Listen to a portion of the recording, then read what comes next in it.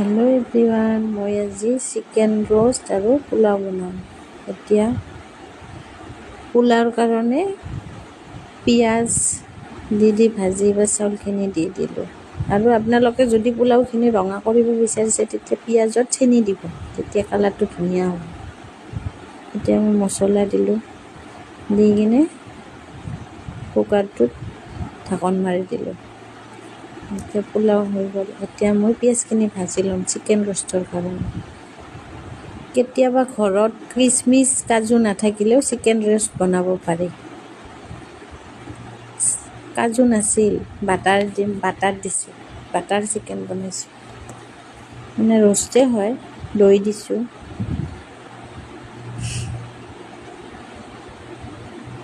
ভালদৰে লৰাই এতিয়া মাংসখিনি দি দিলোঁ। মাংসখিনি দিয়াৰ পিছত ভালকৈ অলপ ভাজি পানী দি দিছোঁ। দিয়াৰ পিছত এতিয়া এই ভাজা পিঁয়াজখিনি ওপৰত দি অলপমান ক্ৰীম দিছোঁ। এই পোলাও ৰেডি।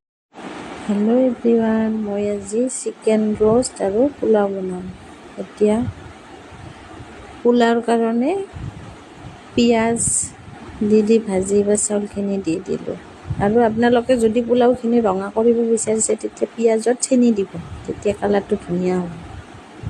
এতিয়া মই মছলা দিলোঁ, দি কিনে কুকাৰটোত ঢাকন মাৰি দিলোঁ। এতিয়া পোলাও হৈ গ'ল। এতিয়া মই পিঁয়াজখিনি ভাজি ল'ম চিকেন ৰ'ষ্টৰ কাৰণে। কেতিয়াবা ঘৰত কিচমিচ কাজু নাথাকিলেও চিকেন ৰ'ষ্ট বনাব পাৰি। কাজু নাছিল, বাটাৰ দিছোঁ, বাটাৰ চিকেন বনাইছোঁ। মানে ৰ'ষ্টেই হয়, দৈ দিছোঁ।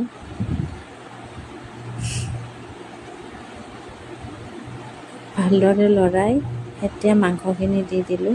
মাংসখিনি দিয়াৰ পিছত ভালকৈ অলপ ভাজি পানী দি দিছোঁ।